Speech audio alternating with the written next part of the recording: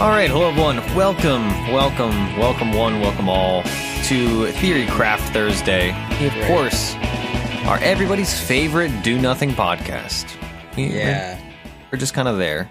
We're just kind of there. We don't really contribute a lot. Yeah, well, you know, eventually we become something, but is it necessary? Probably not. Is it good? Potentially, but, we require a lot of other things to really let us, fulfill our niche. On that note, let's talk about Dota. I feel like if we bring that intro any longer, well, I'm going to get angry messages again.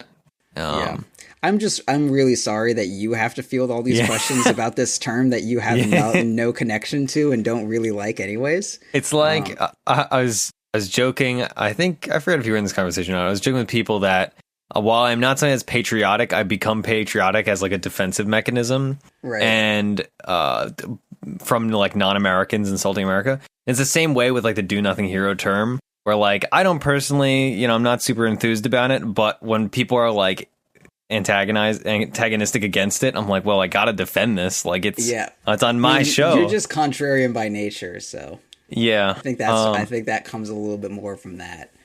I feel like it's kind of. I feel like you're like if Dr. Phil, like instead of, I don't know, like some daytime talk show, like, they getting two people up or like some dude cheated on someone or whatever, and then they confront them or whatever. But like instead of the two people hashing it out between themselves, it's like the one of them, it just yells at Dr. Phil, and Dr. Phil just has to take all the abuse. And he's like, I didn't do this.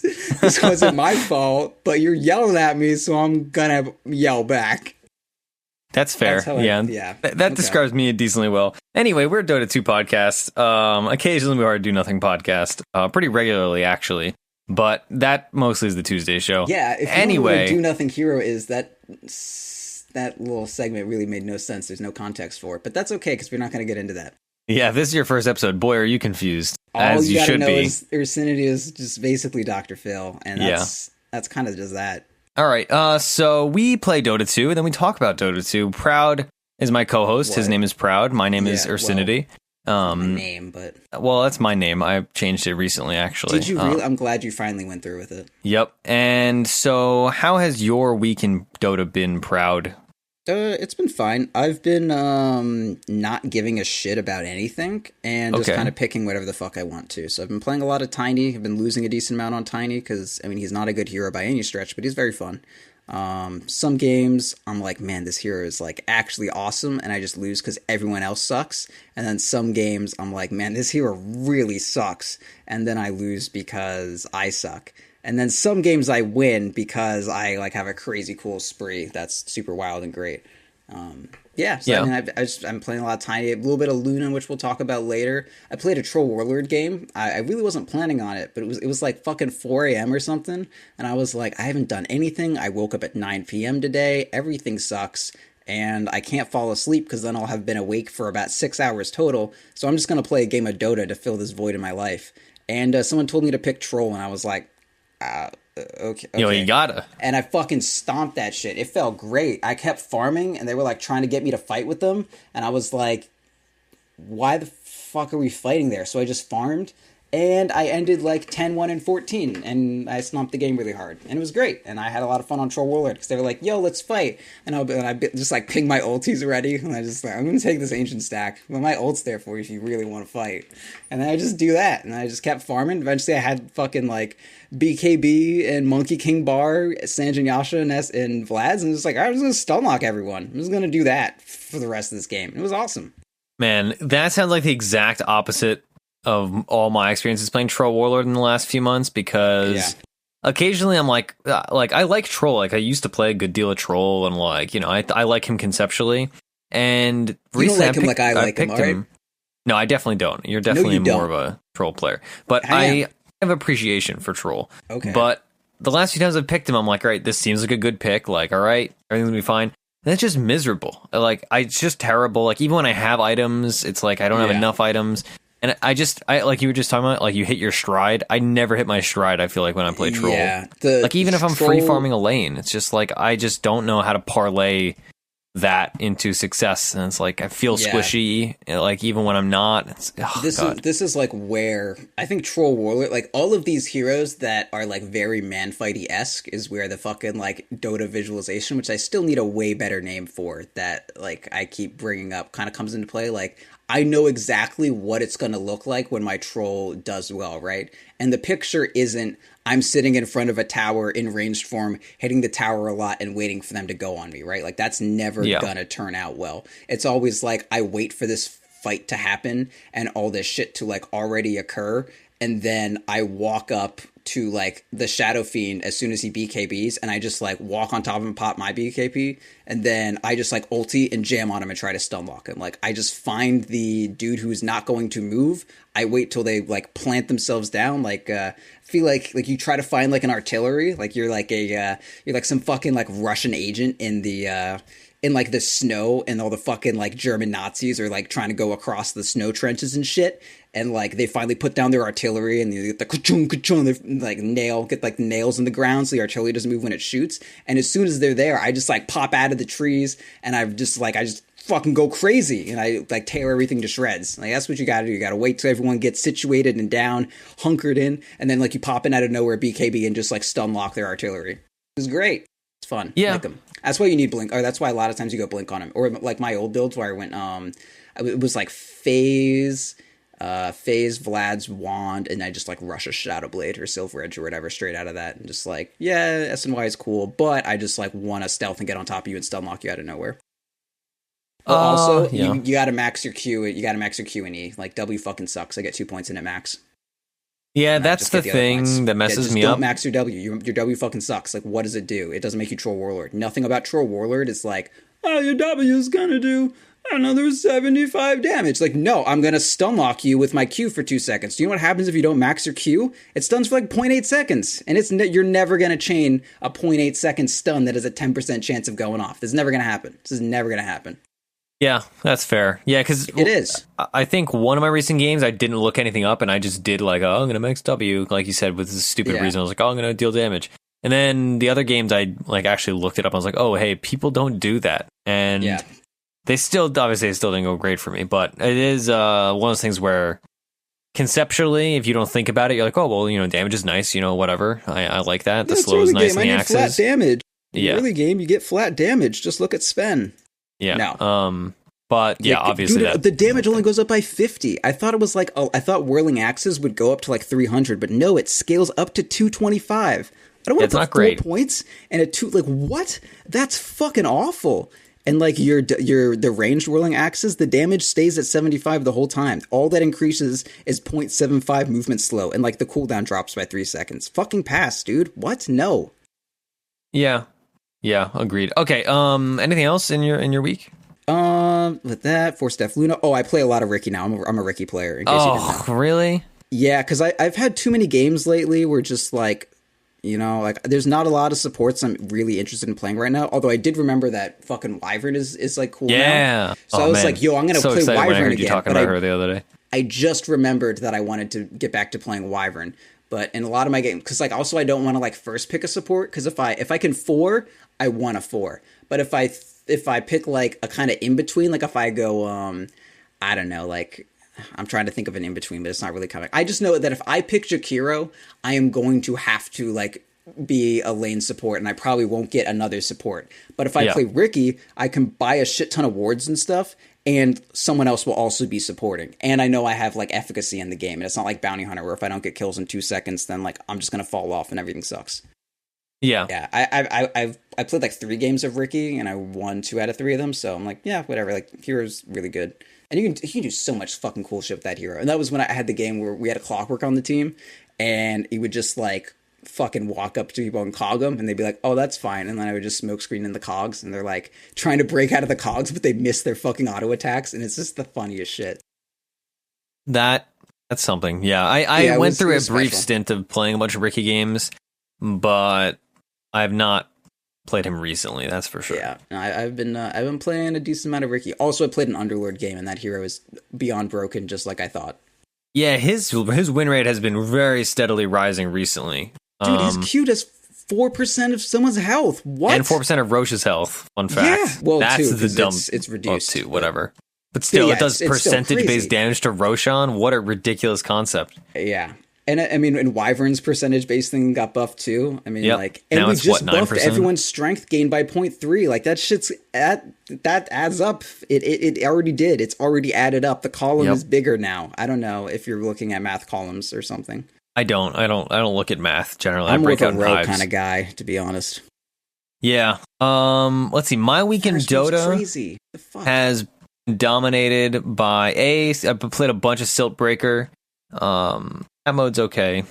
I mean, people are hyping it up and enjoying it. I think it's fun, but I'm not going to be playing it anymore. Siltbreaker caused me to reinstall Torchlight 2, which I'm actually pretty happy about. Dude, that game's awesome. Torchlight is awesome. Yeah, no, it's great, because the last time I played Torchlight was with, like, other people, and I had to, like, play their way or whatever, but, like, fine, I'm just going to play Torchlight. I'm going to do, like, a shitty random-ass build, and, like, just blow shit up for no reason. It's like, I have nothing to do, and I'm bored all the time, so that game is really fun. And now you got me thinking about reinstalling Torchlight too. Yeah, I'm playing a fire Ember Mage or whatever. It sounds redundant, but Ember Mages can go like Arcane Lightning or whatever, or Frost or Fire, and I'm going Fire. And I have a Magma Hammer, and I was looking at guys, and it was like, oh, when you play Torch, you shouldn't do that because it's not optimal. I'm playing fucking Diablo clone. I don't care. I want to do crazy shit. If I want to do stuff that matters, I'll play Dota. Like, fuck you. I'm going to shoot my goddamn fire hammer out of my butt. Yeah, okay, but my week in Dota has been, other than that, I got to the last boss, I guess, for anybody interested in Siltbreaker. I was with you. Yeah, you were. We both got the last boss. We lost to the last boss, but now, after having gotten there, I feel like I've experienced enough of the mode after playing it a few times and getting far each time. And even though I have not won, the rewards you get for winning are not significant enough for me to spend my time. Because it takes a long time. Like, games are well over an hour if you're planning to win. And I'll just play Dota. Game time. It was like the game took 2 hours to get to the last boss. I was like, that's okay. I'm good. Yeah, that's a bit much. But yeah, so I played a bunch of that, which is time consuming. I'm sorry to cut you off, but Firestorm, I'm Dota 2 wikis, it can deal up to, at max rank, 420 damage, which is, gotta be addressed that, plus 32% of max health is damage. Like, 420 damage for a spell is a lot. And then you add 2% of my goddamn max health? Buddy, the heroes I play, that's a lot of health. Oh, yeah. Anyway, sorry, go on. Yes. But anyway, really good. More importantly, what I've been playing this week primarily is Kunkka. I've played some Juggernaut games too, just because some games, you don't play I've had to play support. A lot of Juggernaut, I will add. It's still good. Yeah. It's good. I just don't want to. That's for sure. I've had enough of this boy. Yeah, I don't disagree. I love him, but I've played enough. I like him because I can completely zone out of a draft phase. Yeah. And then it's just like, well, when we're going to lose gold, I guess I'll just play Juggernaut. And I played it in a really not great Juggernaut game earlier today. And it was like they had a bunch of BKB piercing things. They had like an axe and a Bane. His axe is miserable. But, it works out because, he's Juggernaut. He has like bad matchups, but it's not like, your fucking Slark against Timbersaw or something. It was axe and LC. Those are the real issues. And annoying. Yeah. But what do you go? What did you go? Just like standard fucking. I went Phase Aki Wand Manta. Phase Aki Wand Manta Mjolnir Abyssal. Okay. And I won 14 dual damage.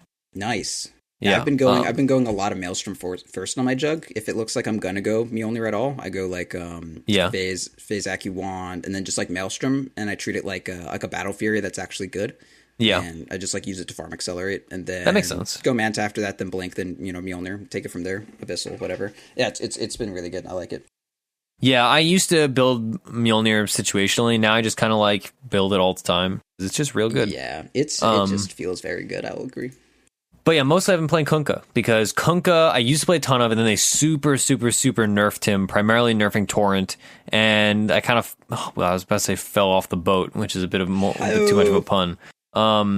But I fell off him a bit, and that sounds worse. Yeah, that does sound worse. I stopped picking him with the frequency that I previously picked him at. But now I've been having a ton of fun playing Kunkka again, and that's why we're gonna be playing Kunkka today, first of all. But It's also like Solar Crest is godly right now, and with the Aether Lens change, those are both pretty big Kunkka buffs. You didn't used to build Solar Crest on Kunkka in like the old builds, like the Lanham stuff like that.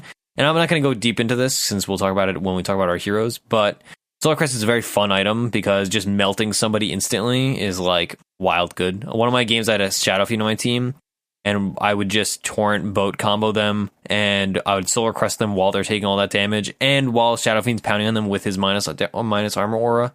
Yeah, just wild, just so fun. And his cosmetics cool. Although the sucky part is that you cannot pick sucky. Yeah, I haven't used that word since I was like 13. Yeah, right. The that was old school. Like literally.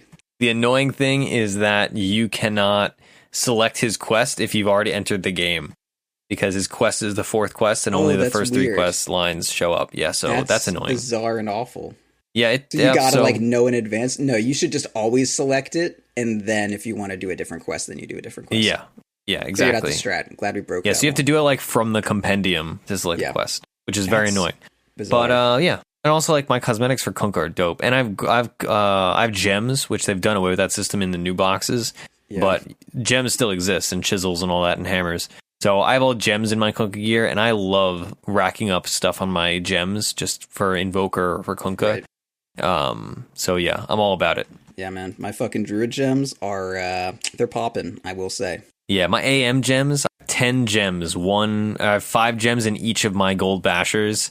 And they're all different, and they're all satisfying to see those numbers on. Oh boy, I love gems. I love stat tracking. I just love that I have like, not like almost as much, but it's a pretty similar amount of kills and towers destroyed on my lone druid. It's like, I don't really care about humans. I'm just kind of interested in the brick and mortar kind of deal. Yep. Anyway, we should do our segment because that was actually pretty long. Well, 60 minutes. Also, we talked a little bit about pretty fucking long, dude. That's okay. It actually felt kind of short at the start. Can we do the segment, please? All right. So our segment today is going to be talking about something that I hear about constantly, especially if you read our Dota 2 or Twitter or really talk to anybody. Oh, Twitter. Yeah, no, I read Twitter. Is the MMR system, specifically, I suppose, the ranked system, which, is MMR. The people have lots of gripes with it. Understandable gripes. Some that I do not understand quite as well. Some might even say grievances. Grievances also. Gripes, grapes. I just don't know if calling them gripes it just sounds weird to me. Gripes? I mean, that's the thing people say. You're probably right, but it's just like, normally you hear stop griping, like in the context of grouty or something, but yeah. Like I've got some gripes about that. You normally hear people say grievances, right? Yeah. I mean, I don't normally hear people say either, but grievances does work. Regardless. Okay. The People have problems with it. A lot of people say, especially at higher Mars, you get a lot of unfair games. You hear the common problem like, oh, well, the most common problem I would say is people are like, oh, well, there's 3 people that demanded mid, and then one person got mad and fed or whatever. I don't think we're going to go deep into like punishing feeders and stuff like that. I don't know. Although we're in agreement that it would be great. Yeah. Oh, yeah. We're definitely not pro feeding. I think we could sum it up in like 2 sentences, maybe. I think both of us would agree that if you are intentionally feeding, you should at the very least have a like daily, if not week-long ban from ranked, and potentially a permaban from ranked if you're a repeat offender for intentionally feeding. Yeah, I'm all for very strict punishments about obvious wrongdoing. Like, yes, I mean, if you're straight up feeding in a game and ruining the game for like, at least a week ban. Like, why the fuck not? You're not making this game better. Get out of here. Yeah. So we're not going to talk about that at length, though, because that is such a like cut and dry topic. But us two being very different players, both mentality wise and, in a literal sense, we play very different heroes a lot of times. I want to talk about just, some of the solutions mostly that have been proposed to the rank system. The one specifically that got me to think about this was one that I don't see regularly, but I did see, I believe, Fly. No, it wasn't Fly. Some pro player, I think it might have been. Yeah. There was some caster or pro player that tweeted about it. I totally forget who it was. Yeah, I want to say it was Gods. I don't know why. It may have been. It was somebody Gareth, important. Was anyway. it? Maybe. See, now I feel like we're just going to say something wrong. And I have no idea. Regardless, it was somebody. I also retweeted it. Much. But yeah, so if you really care, you could go to my retweets on my Twitter at Ursinity and find it. Regardless, their proposition which was pretty novel and I think very interesting, was to make it so that when a queue pops, right, instead of just seeing all pick, except you see all pick and then it shows the MMR of the game. So it would show whether you're the highest or you're the lowest or if you're in the middle, I suppose would be the thing. That way, which sounds, unnecessary, but the metagame, the meta aspect to that, is that when you see that, you can say, all right, I am a core player, therefore I would prefer to accept games where I am the highest MMR on the team, or at least on the high end. And vice versa, if you're like me and a support player, you want to be accepting games where you're on the low end, right? And that, I think that's a very good middle ground for a lot of the proposed solutions to the MMR system, and we'll talk about some more after this. But I was really interested in this. I'd never thought of this before, admittedly, but I'm intrigued if this were a system. Again, just because I hate, and I've talked about this a lot on the show whenever we talk about MMR, but I don't like being the highest MMR on a team. That's one of my primary problems is with ranked is if I'm queuing at a non-peak time at 5k, odds are I'm going to be the highest MMR in a game, and I would much rather be the lowest, even if I have to wait a few extra minutes in queue, because I don't want to play mid. I'll do it obviously, but I'd rather play Winter Wyvern or Kunkka or something. So it does not suit my playstyle. So if I had that prompt, that'd be a lot more fun way to play ranked. And I don't think that's too I've been talking for too long, so you talk, but I don't think that enables it to be abused that much. I don't think people would just abuse it and be I only play games where I'm the lowest, or I only play games where I'm the whatever. Yeah, it'd just be nice.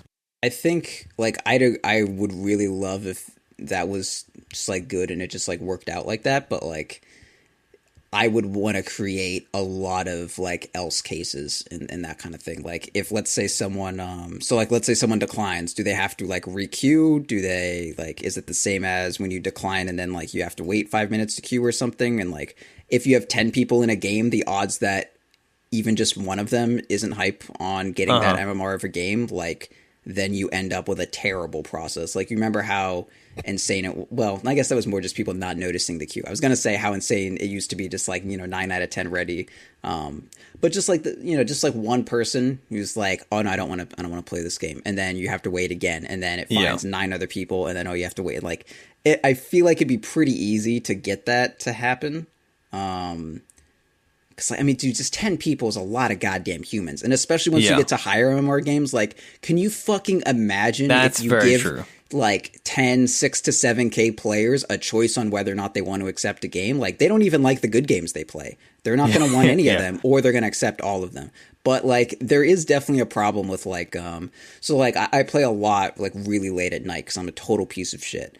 And I get in a game and it's the only people playing right now are all 6k and you're 4k, and there's also a fucking 3k on one team, and then there's it's this crazy mix of shit, weird and games. then I'm stuck somewhere in the middle, and then there's the 4k decides to go mid or some shit like that, and it's just I didn't want this at all. And it would be great if it was just oh, hey, you're queuing into a fucking random 6.5k game, and I'm all right, then I'm out. I'm done with this. Or whoever does it as if you're a 3k or a 4k, and it's oh, it's a 6k game. I have no business being here. I'm fucking out. That's a huge issue. The solution for me is to not do nothing all day, wake up at 9 p.m. and then have to play Dota at 3 a.m. But the other solution would be a system like that, which I would be super into. And then, of course, you have the Arteezys of the world and shit with really high MMR. They queue. The one game it gives them is a 2,000 MMR below them. They're do I want to carry a bunch of 4Ks this game? Do I want to carry a bunch of low 5Ks, which to a lot of pros, 5Ks, they hate 5Ks now too. Yeah. But it's do I want to do that? No. It's I would if it worked, but it's giving 10 people the option to say that this bed is too hard or this bed is too soft. None of them are all going to agree at once that this bed is just right. Yeah. But do you think that it would eventually normalize? Maybe people would be super picky at the beginning, But then at a certain point, because I feel like a lot of people just wouldn't bother with it. Like people just accept the games like they do now. I was really tempted to just say no and get you to shut up, but no, it might just normalize. It would be really shitty at the start for certain. There's no debate about that. It would be awful at the start. Unless Dota just gave you good games often. Like, if you're playing at a good time, like a lot of the times, just like, hey, I just get a ton of fucking low 5K games. This is great. But then, it's other times I don't. And I guess maybe it would even be nice to just know, like, hey, by the way, these games are going to be shit today. And I'm like, okay, well, I'll just get out of it. I'll just wait some other time then. But yeah, I don't know. Like, if it did more that's the kind of thing like you would want to do one of those test things where Valve's just like, hey, no more picking heroes anymore. You can't pick heroes for a weekend. And I'm like, okay, like I'll look forward to when this is gone. And maybe it'll be good, maybe it won't be. Who knows? Yeah, I'm definitely conflicted. I think you raised some really good points. Of course I did, dude. I mean, there's always gonna be problems with any of these more refined systems or any more specific systems, I guess you'd call them. Compared to like what we have is, quote unquote, elegantly simple right now, in that like you get no information whatsoever other than that, hey, there's 10 people. They could probably have some kind of rotating queue where compared to now where you're just instantly re-queued, there might be some kind of like the pool would be different for people queuing up for games where it would just cycle people in more gradually rather than looking for entire teams. Yeah. I'm not sure. But yeah, it's definitely not perfect, but it did raise some very interesting ideas to me because to talk about our next thing, which I've argued about on Reddit and on Twitter and in person many times. The next proposition a lot of people have for improving quote unquote ranked is I was going to say perennial, but I don't know what that word means. So the nigh constant idea to put in roles similar to League of Legends, to put in roles so you can say, all right, I'm queuing, I play 5 and 4, or I play 1 and 3, I play 2 and 5, whatever. And you would have those, and then kind of like one of the stupid idiot Reddit posts that I read was like, oh, it's like World of Warcraft raid finder or party finder. I was like, buddy, we're not playing a freaking MMO RPG, you idiot, you dunce, you absolute child. Claude, I think is what you're looking for there. Yeah. But similar to that, right? Where you say, all right, I want to play 5, I want to play 2, whatever. It lasts a really long time. Yeah, so I feel like we're both very against this, but we should talk about it just because a lot of people have this, like, virtually every week there are at least a half dozen of these posts. Like, we should have roles and ranked. Yeah. Yeah. All right, I feel like the arguments against it are pretty fucking rote. Why don't you do the first one, and we'll just kind of, we'll chain it out and see how many we both know.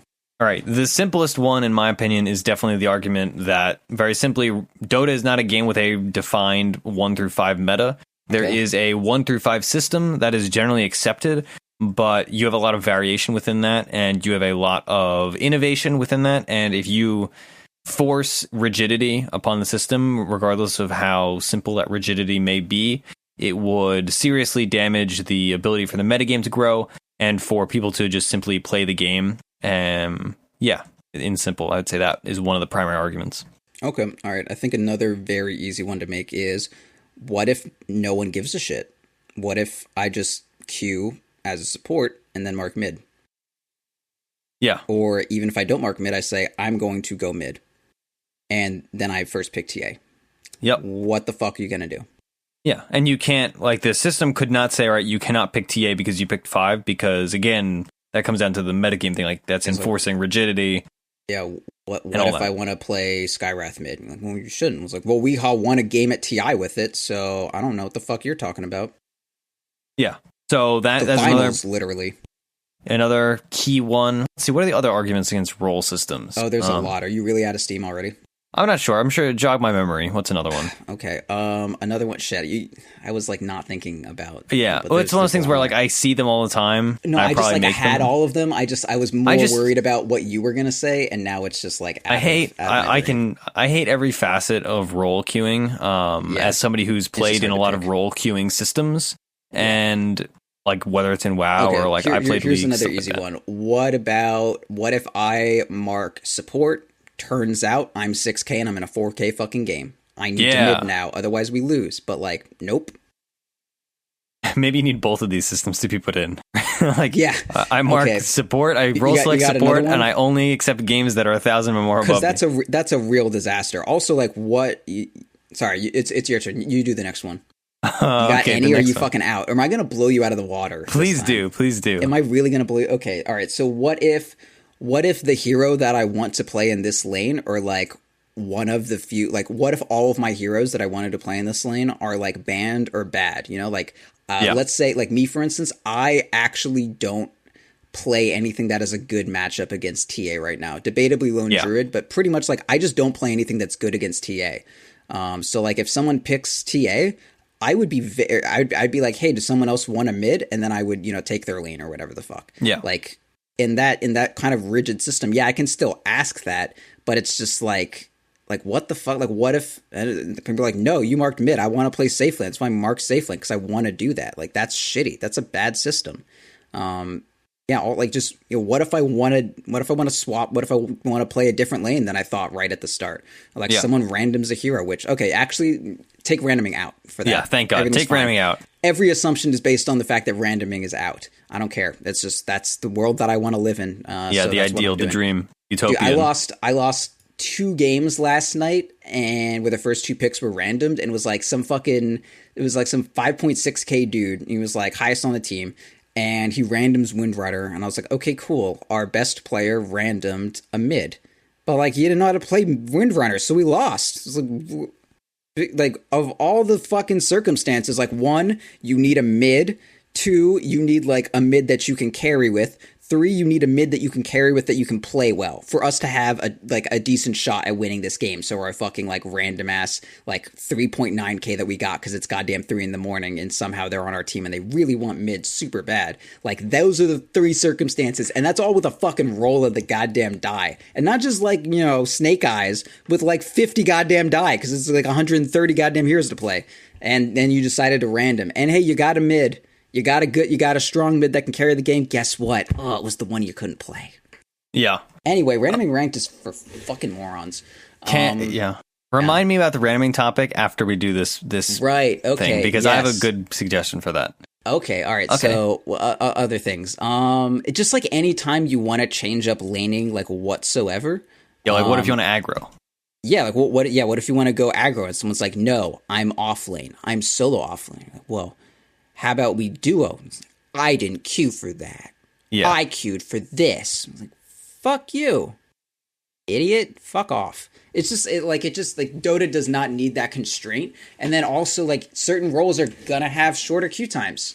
It's just gonna happen. So like, I'm just gonna queue that role. If I want to play, I'm just gonna do that. And I'm gonna play whatever lane that I want to, because I just want to play a game of fucking Dota 2. Yeah. I mean, I'm not going to personally do that if that's the system, but if every game to play safe lane carry is 11 minutes or 15 minutes or something, and the other option is I Q2 like a minute and I play support, like, that sucks. Yeah. That just sucks. I'm totally fine with getting into a game and like, oh, I have to support this game. Okay, like, that happens. But I'm not okay with any time I ever want to play core, I need to wait an extra 10 minutes and time out. That's fucking dumb. That's a really good point too. And also, like, you'd have those people that are like, I want to play core, but I don't want to wait in the queue time. So, and even if it's like 3 minutes more, like, people would still be like, all right, I don't want to queue for 8 minutes. I want to queue for 1, like 2 minutes or whatever, and get a sport game.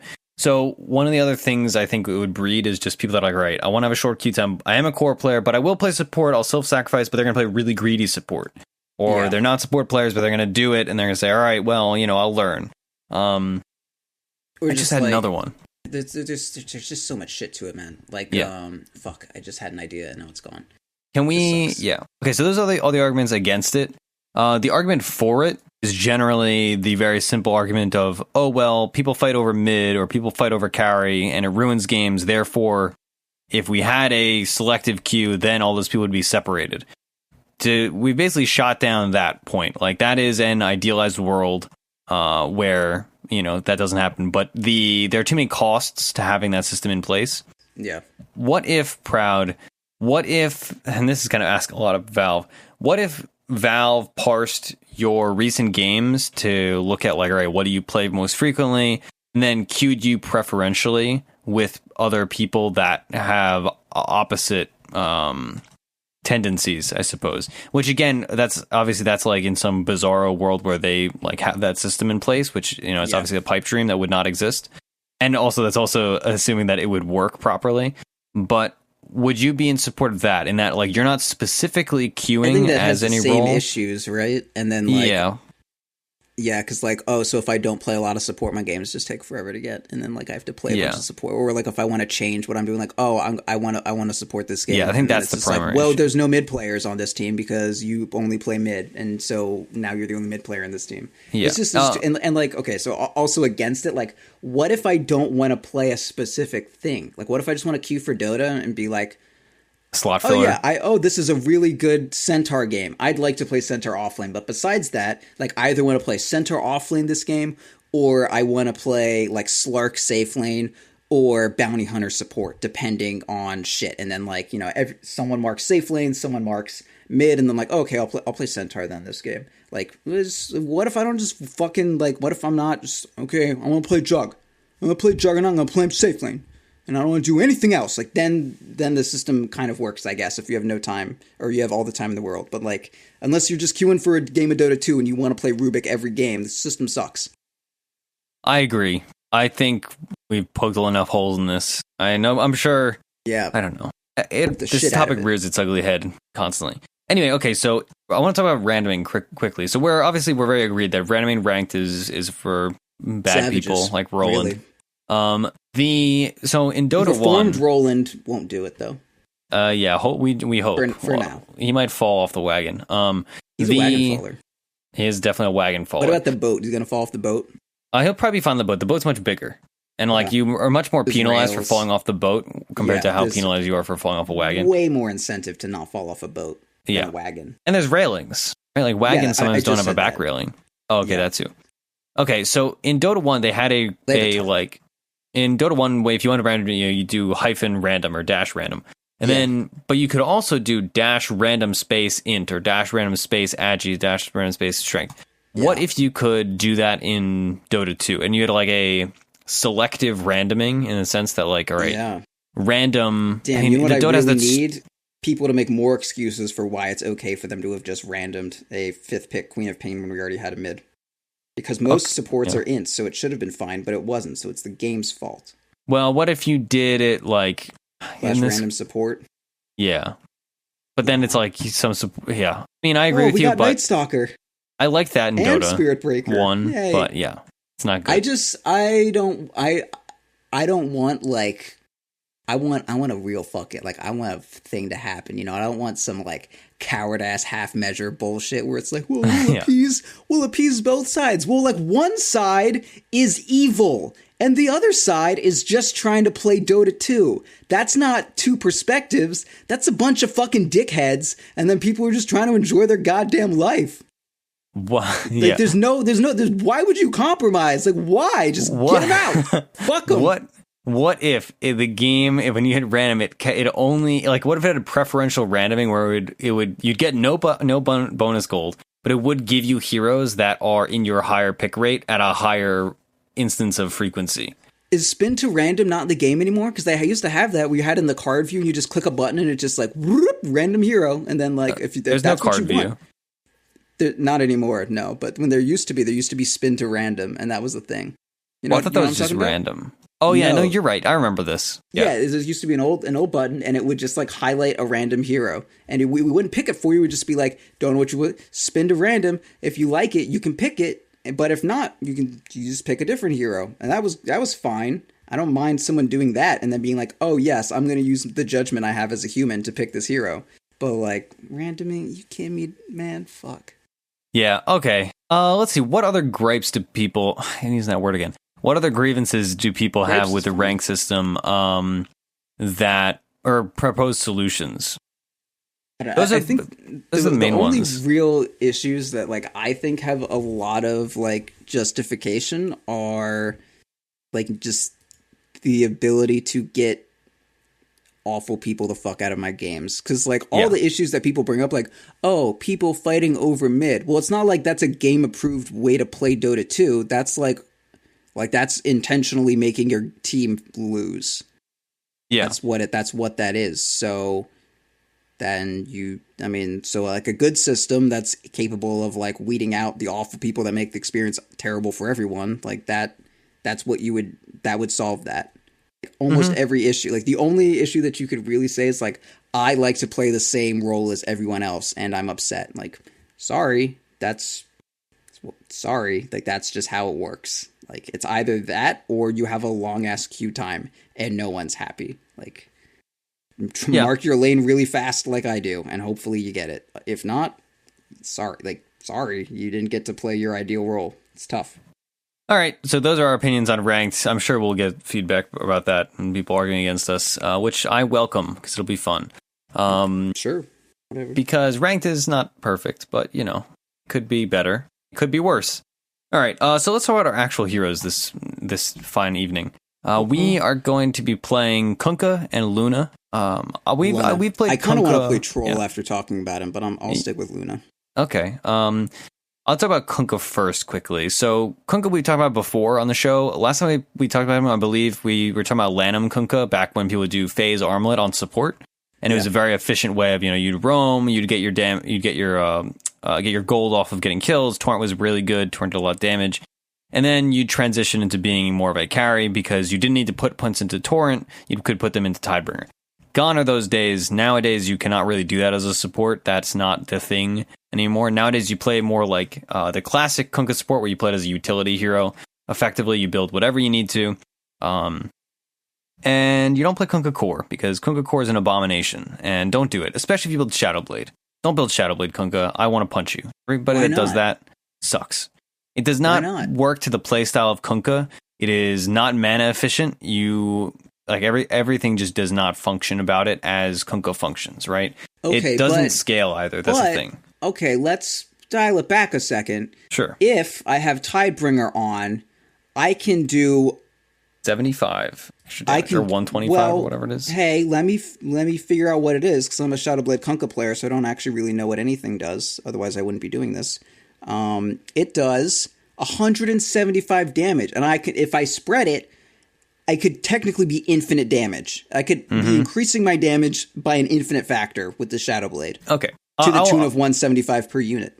I will quickly quash why this is bad. And this is build that we see frequently. Do you not want to do 175 damage? Do you just not want to do 175 damage? I want to have different items with the use of that gold, right? Because one of the core things with Shadowblade Kunkka, right, is that Shadowblade costs you, 75 mana per usage. Kunkka has big mana problems if you're playing him as a core. Even if you're playing him as a support, he still has some mana problems. Core Kunkka, even with the bottle, does not have the mana to spare to be consistently using 75 mana. Generally, what we see instead of Shadowblade is Blink, right? Blink has a absurd amount of utility, right? And it's even cheaper. The other big thing is that Shadowblade got more popular in the last, year or whatever with the introduction of Silver Edge, right? Because Silver Edge is such a strong item. It gives you so many stats. That's why we see some heroes building Silver Edge that did not used to build Shadowblade, like Juggernaut even. Some people play Juggernaut with Silver Edge. Kunkka does not benefit from those stats, at all. Other than the fact that, he has stats now. He does not benefit directly from that kind of thing. He has no, specific synergies with stats over any other hero. So there's no, incentive. Yeah, one of the primary problems with it, other than the mana thing, which is huge over time, in the late game, you have a slot that is consumed by an item that you can assume, they're going to have sentries for, if they're even remotely competent, or a gem, or a hero that reveals invis. The other big thing about Shadowblade Kunkka, which is why it's so ineffective, is that the cooldown on Shadowblade is so long that you cannot take advantage of it consistently, which means that if you have built a Shadowblade, you are stuck when you do not have it up, right? If you have a Blink Dagger synergizes very well cooldown-wise with your X marks the spot. But Shadowblade means you cannot consistently keep waves pushed out because you can only do it every so often, which also, in turn, means that the enemy team can predictively say, all right, use Shadowblade. He doesn't have it up for another, what's the cooldown? 20 seconds? 28? He cannot use it for the next creep wave. And if he does, then we can just rush him because he's going to have no escape. Well, whereas if you have a Blink Dagger, you can get in and get out really quickly. Every 30 seconds, you can get every creep wave still, but, Yeah. Yeah, also it sucks. Like, it's really fucking bad. It's expensive as shit. And like what, like, I Shadow Blade up to you and then I X, like, well, great use of your fucking bonus damage. Like, any situation of Kunkka utilizing Surprise does not at all involve 175 bonus damage. And if it does, that damage is the only aspect of this you're getting out of it. So it's like, either you're paying 2,700 gold for the stealth, or you're paying 2,700 gold for 175 damage. Like, one or the other. The cool thing about Shadow Blade is, like, when you're like Slark, where you're utilizing both the stealth and the damage or something. But, like, Kunkka doesn't even, like, he can't even use the main aspects of this item together. And he doesn't need the attack speed at all. And he doesn't really care about 22 fucking damage. But so, yeah I agree with you. Shadow Blade sucks. Yeah, so invest elsewhere. But that is a particular pet peeve of mine. Something you see a lot of non-Kunkka players doing that play Kunkka. It's like, oh, Shadow Blade, it's good. It's a steroid for your attack damage. Anyway, okay. So support Kunkka. Just gloss over real quickly. What I've been doing is I go, I Windlace start. I go Windlace, Courier, and then if I have to buy the Obs, I buy Obs. In which case I would not grab my Windlace. But then you got like 2 Clarities, set of Tangos, Smoke, and then you basically gank mid really early, usually at level 1. You go Torrent level 1, and then X marks at level 2 and 3, and then you level them, taking priority on X mark over Torrent. But X mark level 1 sucks, so you'd never get it at level 1. You get it at level 2 and 3.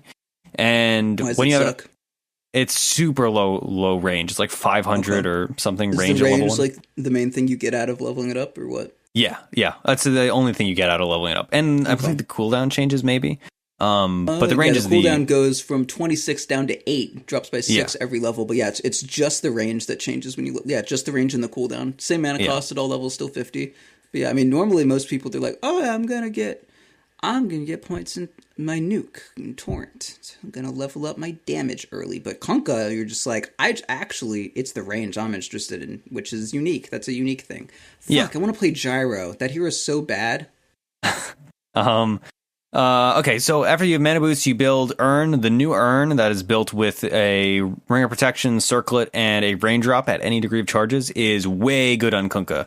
I used to skip Urn because I didn't need strength, and he has terrible int gain, so I didn't need 50% mana regen from the old Urn. But now with the new Urn, it's amazing. A lot of times in games, what I'll have is Windlace, Brown Boots, and a magic, and usually a stick, and then a Raindrop, and that's great. Okay. And then the trick to it is that you don't have to buy multiple. If you are losing Raindrop charges, because generally you finish mana boots before finishing the Urn, you can lock your Raindrop and put it in your backpack when it's at 1 charge, and then take it out when you're. You just put it in your backpack. Yeah, locking it doesn't do anything. Yeah, you shouldn't lock it. Locking it actually inconveniences you. Lock it in your stash in like a metaphorical sense. Yeah. Anyway, put it in your backpack. Yeah. That way you won't lose charges and have it disappear on you. Right. And then you can put it in your inventory while you're like going from gank to gank or from place to place. If you cannot gank mid, you just stack and pull, and he's good at killing offlaners too. Like, he's just good at aggression. And ideally It kind of reminds me of Disruptor, and like the way the X works is like if you catch someone when they're out of position, it punishes them. Disruptor is like if they were out of position, it punishes them. Kunkka is if they are out of position, like that kind of thing. So and X is a lot more predictive in the sense that, like, it lets you build up a lot more things, whereas X is kind of like, oh man, Glimpse is more like, oh man, he glimpsed him, like, oh let's go set up. X is like, hey everyone, dunk, dunk, dunk, dunk, dunk, dunk. Yeah. He's gonna be here. It's gonna happen, and then you get him. Yep. So that's what's Kunkka. What I've been doing is after the mana boots, Urns, and Windlace at the start, generally I just go Solar Crest because you can just blow people up with a Solar Crest. Also, Solar Crest is just generally a really good item now. Aether Lens, the new Aether Lens build where you get Void Stone is amazing on Kunkka now. I haven't been rushing it. You have the Urn to take care of your health regen. Like, you just don't miss the Ring of Health at all. Yeah, I generally keep mana boots and build the Solar Crest because I want to give mana to the team. But if my team does not need mana, like if I'm with a CM, then I will disassemble and build Aether Lens before I build my Solar Crest. It can really go either way. Yeah. But the Aether Lens is crazy strong in him. After that, though, you just go mobility. Blinks. If you need a Glimmer Cape, you can build a Glimmer Cape. I generally don't right now. There's too many other items. But he can build whatever the team needs.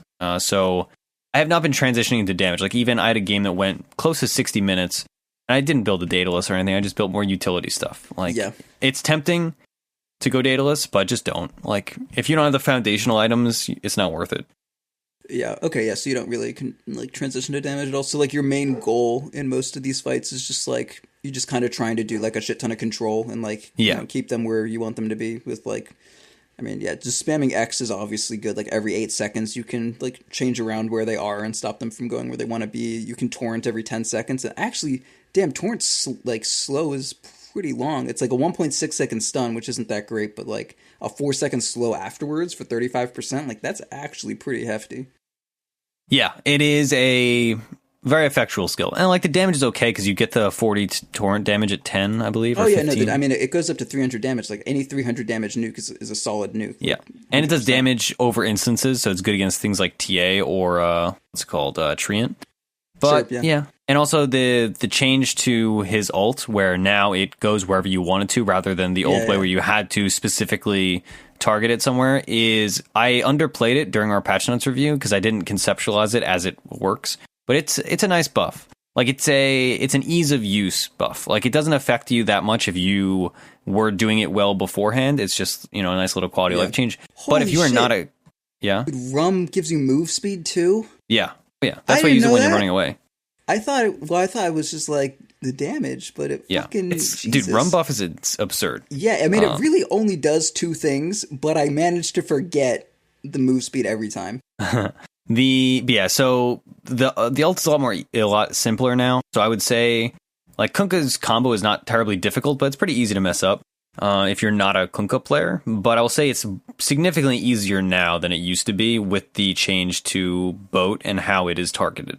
So if you were nervous about his combo before, don't be now. It's way easier. And the weird way it used to work, like, not a lot of people are even aware. They're just like, shit, I missed my boat. It would, like, the boat would always spawn 500 units behind you, and it would crash 500 units in front of you. No matter where the fuck you clicked, it would always happen 500 units in front of you. But now, like, it'll spawn 1,000 units behind where you click, instead of just, like, 500 behind, split into also 500 in front, and then it just moves 1,000 units and it crashes there. But now it's just like, wherever you want it, it'll be behind that, and we'll go, and we'll be there.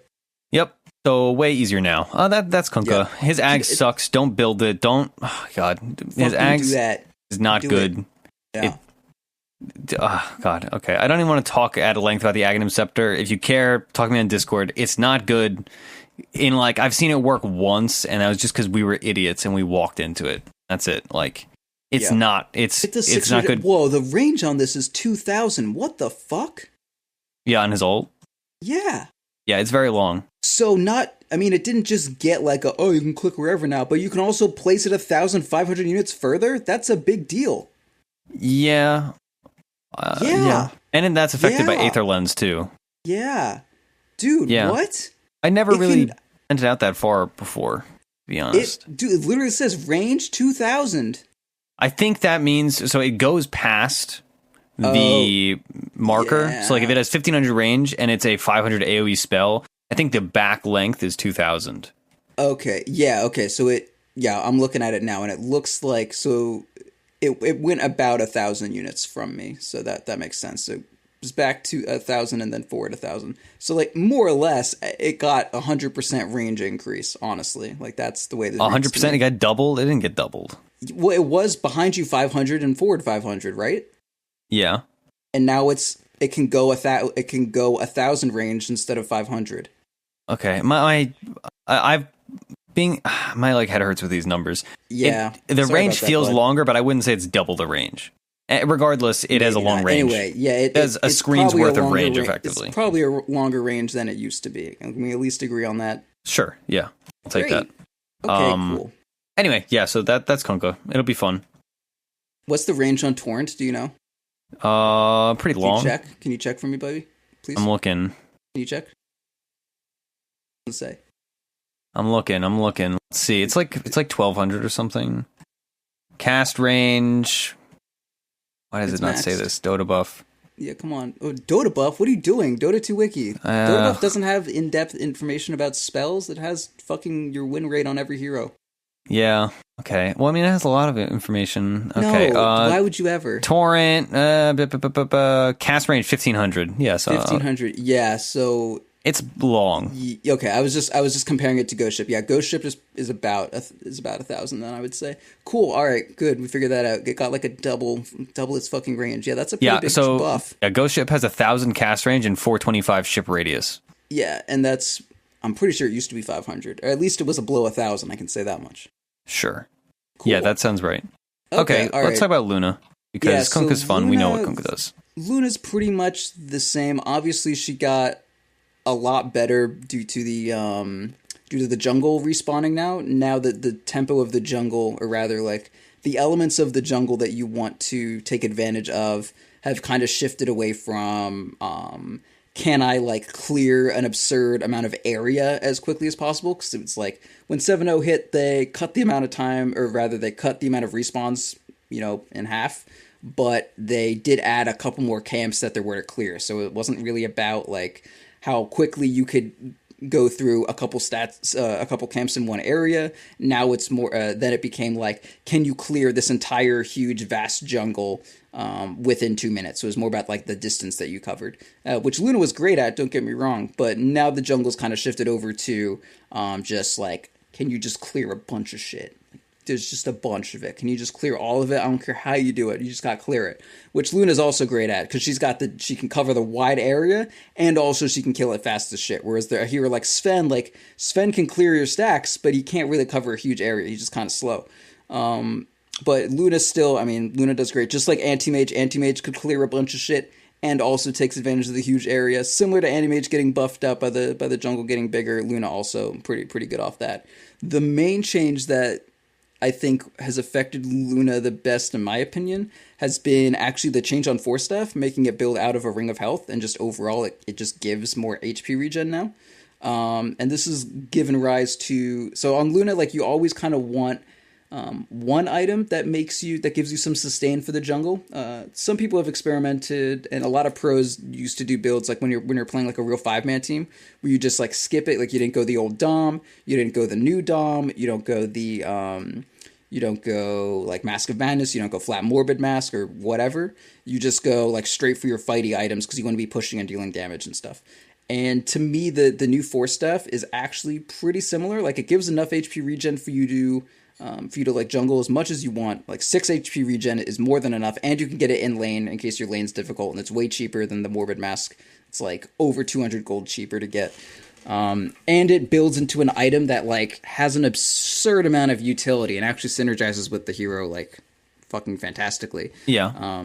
Force Staff is just a fucking awesome item. Like it's just good as shit. And it's also your HP regen now. Like there are so many fights where, like I'm very fast as Luna. It's not so much like, obviously, yes, it does help me escape a lot, but there are a number of situations where like I'm able to run away from a fight, but my teammate just isn't. So I'm able to save people with Force Staff a shit ton, and your carry being able to bail other people out of fights is like absurdly high value. Like it's just, it's like the number of times that's come up and just like, oh, we literally lost no one there. Of course, our carry was able to escape. Our carry has crazy carry abilities, but like our fucking CM got out of that because she got Force Staff away from a Centaur Stomp and then was able to freeze him. Then she just dips. Like that's great. Also, it does great with her Eclipse. The fact that like the way Luna normally has to be played is you like a fight happens and you need to like Eclipse in the thick of it, or when you've got someone kind of like, marooned off on their own, but you need to like press R and then you do your little Power Ranger poses and like a JoJo Bizarre Adventure poses, and then after you finish your little dance, then your ulti goes off. But you're like, you need to be in the middle of shit as soon as you do that. So like they watch you walk into them and they're like the fucking salty Splatoon or whatever, and they're like, what are you doing here? And she's like, selling mayonnaise, and then she just dies as she walks up. But with the Force Staff, you have a couple options. One, you can just like Force Staff yourself in there and they're like, what the fuck? And then you ulti and they're like, oh Jesus, the moon. But the other option, if it looks really, really dangerous, is you just press R and then just spam your Force Staff. And as soon as your Eclipse is finished, you'll just go in there. You may lose one beam max, but that way, like, you're not killed by your cast animation and all that shit. It's just like press R, Force Staff in, and it's just like, oh shit, it's happening. It's already happened. It's done already. You're all dead. And that's also like a great way to be. And it's just like nice in general. Like, it's good farming. You save people. You can Force Staff people forward when you're at like a stalemate and no one's expecting that shit. Yeah, no, it's just good. And even like farm speed wise, like the ability to jump over cliffs, like there's a reason Anti-Mage is an absurdly fast farmer, and it's because he doesn't give a shit about anything and he just like goes wherever the fuck he wants to. And Luna, once you get a Force Staff's pretty similar. Like, all right, you kill some camp that's like in a crevice and you just Force Staff yourself up. Force Staff yourself through trees. She doesn't have a Quelling Blade. It sucks to have to walk around trees when you're farming. Force Staff, don't give a shit. Just get through that. Yeah, and be able to Force Staff, Lucent Beam, a little bit of stun. This is good, and it's going to build into your Hurricane Pike later. It's good. I like it. Yeah, it makes a lot of sense. It's one of those things where it sounds weird at first, and then you see it in action. It's like, wow, this is actually like crazy effective. Yeah, I think Envy does it a lot, and there are a few other pros that were experimenting with it last. I think in Manila Masters, I was seeing a lot of it, and I was like, okay, it's good. Maybe not Manila Masters, maybe it was the Kiev Major, one of the two. But yeah, Force Staff Luna, it's totally viable. Like you can go Mask of Madness if you want to just do the mass farmy stuff, and that's fine. But if you want to go the more 5-manny Luna stuff, I think Force Staff is definitely the way to go. My general build right now, I still go the like Tread Zaki Wand, and then I get like, you know, Force Staff into, maybe I don't go Wand depending on how I feel about it, because you don't really need the mana once you go Force Staff. But yeah, you can either take that into like just straight Manta, or you can finish the Dragonlance. I tend to actually not finish it into Hurricane Pike. That gold cost is pretty prohibitive, and I'd kind of rather just get my Manta done. I don't really want to end up with like putting all my mana into a finished Hurricane Pike, and I'm like, okay, great, like thanks, I guess. I really could use an actual item by now. But it's like okay to have the Dragonlance just for the stats if you really need it, but I kind of prefer just to go like Force Staff, Manta, and then maybe go back for the Pike, or just the Lance and then BKB, just kind of depending on how under the gun you are to finish your next kind of like big item. It's nice to be able to get the Hurricane Pike early, but also like if you don't have 700 gold to combine it, it's really not that big a deal to just have those if you still have slots in your inventory to work with. All right. Yeah, I mean, we talked about both these heroes before, so we don't need to spend a ton of time with them. We'll have some good reflections after the game, I think. Great. Yeah. All right. So we're going to go play the game. You can watch our VOD on youtube.com/.ptv1. It's a numerical 1. And then we'll be back momentarily.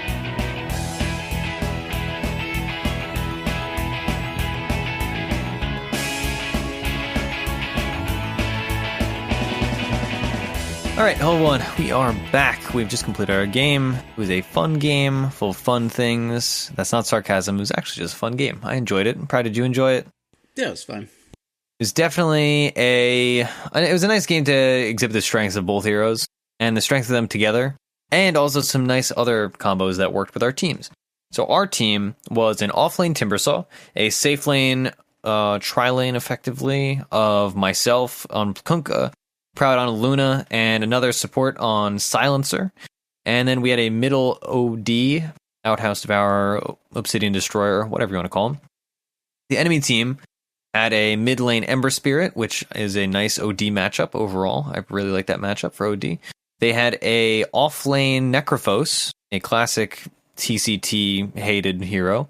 And then their safe lane was a Juggernaut paired with a Lion and everybody's favorite hero, Techies. So it was a Techies game, but luckily it did not go that late. It was only a 36-minute game because we successfully countered the Techies, which was not rocket science, but boy, is it satisfying to do because everybody hates Techies. I mean, the way that we played the game, it was very like, it was how a Luna would want to dismantle a Techies. Exactly. Yeah, we had a nice draft overall against them. They ran a weak off lane, which allowed us to roam. And even though Necros got a bit because Silencer and I were roaming, we had a lot of weird action bottom because they absolutely ravaged our Timbersaw.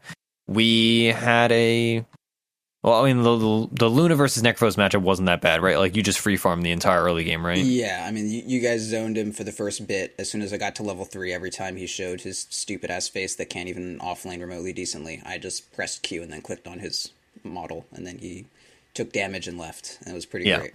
So yet another reminder of how awful offlane Necrophos is. Don't do that, my friends. I mean, in like some kind of weird aggro duo, maybe, sure, but definitely don't solo offlane Necrophos. He's not a solo. Yeah, like a Silencer walked up to him, and then Silencer skilled W, and then Necrophos was like, "Hey, guess what?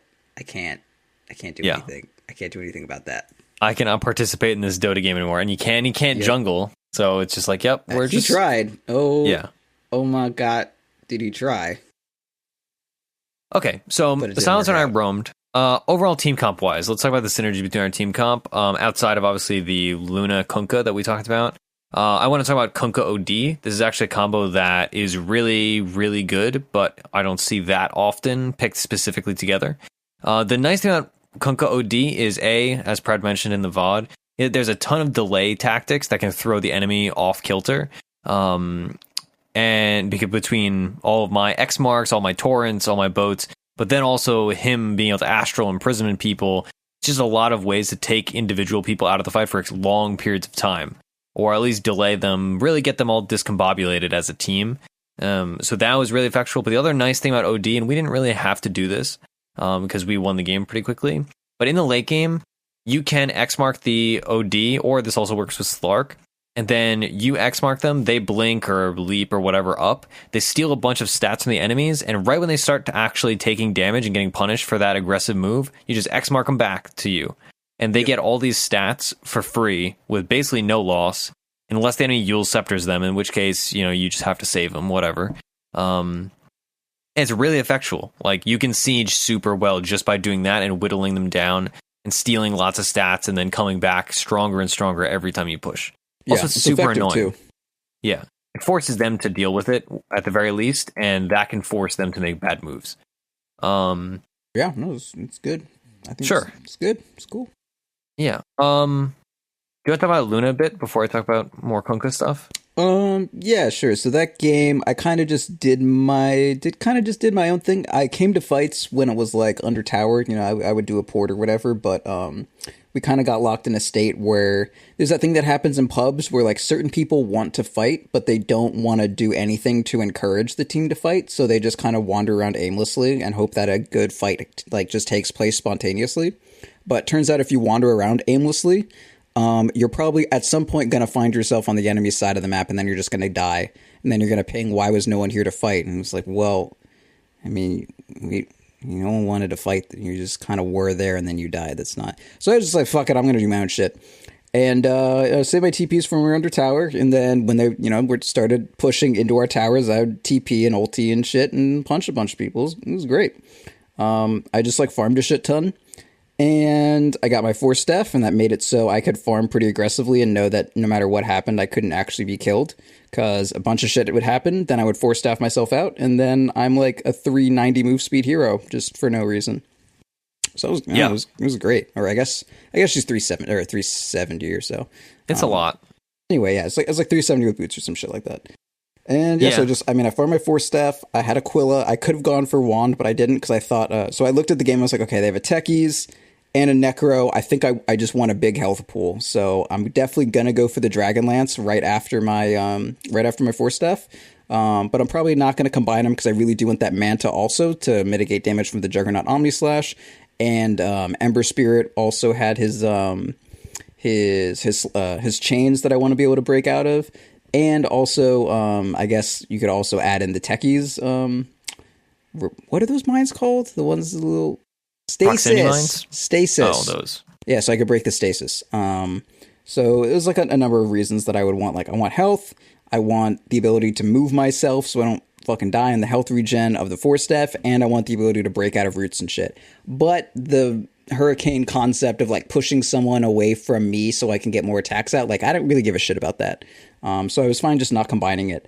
And yeah, I just ended up with a pretty nice set. I got my Manta and all that shit. And I was like, I'd like a BKB, but I'm also doing pretty well on gold. So I'll just finish up this Hurricane Pike for the funsies of it.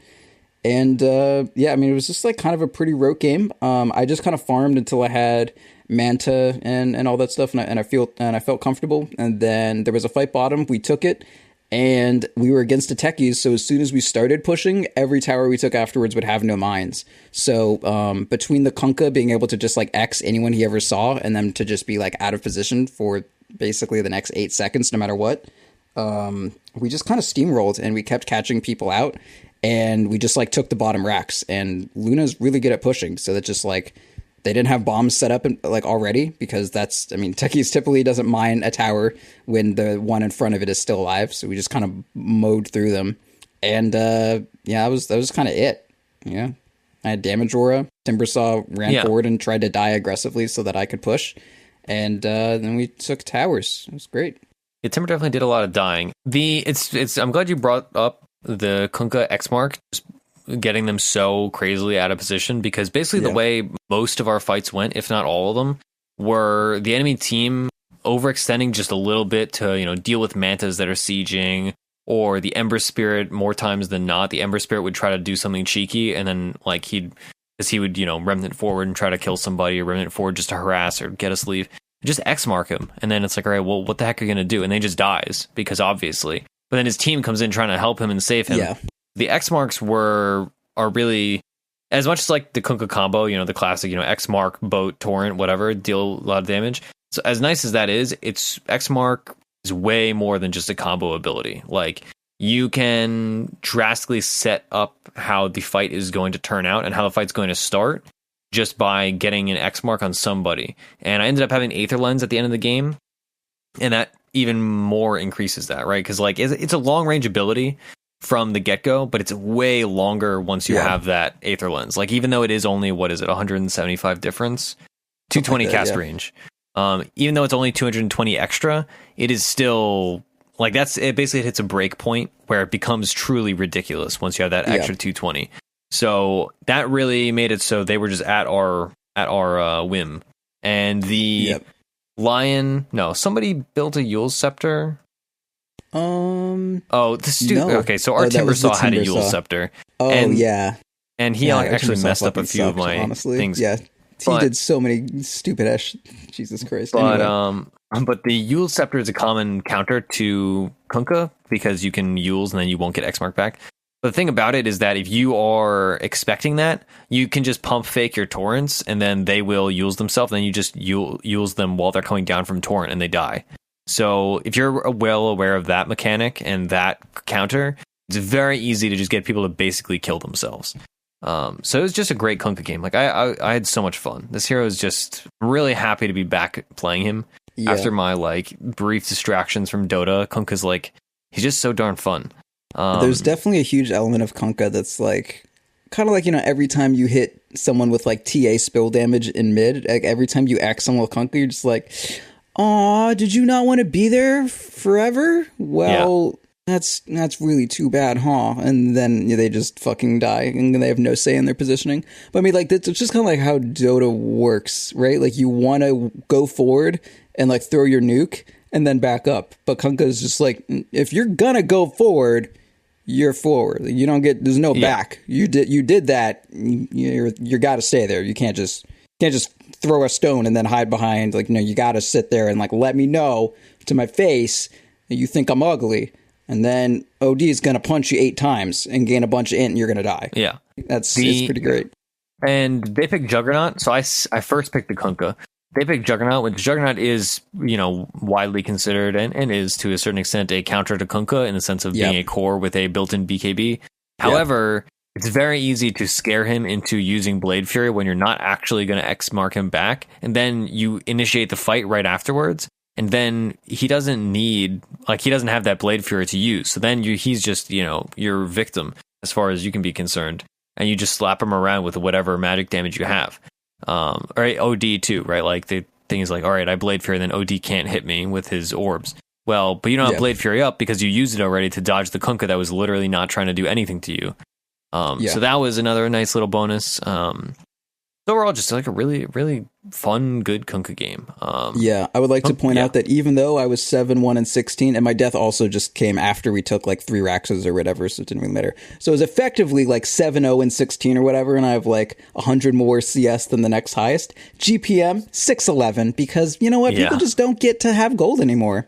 Do like fucking balls out more spectacularly than average, you'll get like 10 extra GPM. I think that sounds fair. Why the fuck like nothing's worth gold? I hate this game, dude. Like, so let me farm for a reason. It's like it sucks, dude. There's no gold anywhere. I hate it. Oh, you can have all this jungle, but none of it's worth anything. Fucking inflation, man. Well, that's why you just got to go and, you know, barrel down a Rax. I mean, that's what we did, right? Like, that's what we did, and I still had 611 GPM. Like, we took 3 Raxes, and like I was jungling the whole time, and it was the 36-minute end game. 611 GPM, that's fine. If this was like 3 patches ago, that would have been like easy 750. Yeah. It's absurd, Sam. It's crazy. Yeah, and everybody complains about playing against techies, but this was like a perfect example of when you're playing against techies, just barrel down a lane. He's not going to be able to have preventative mines.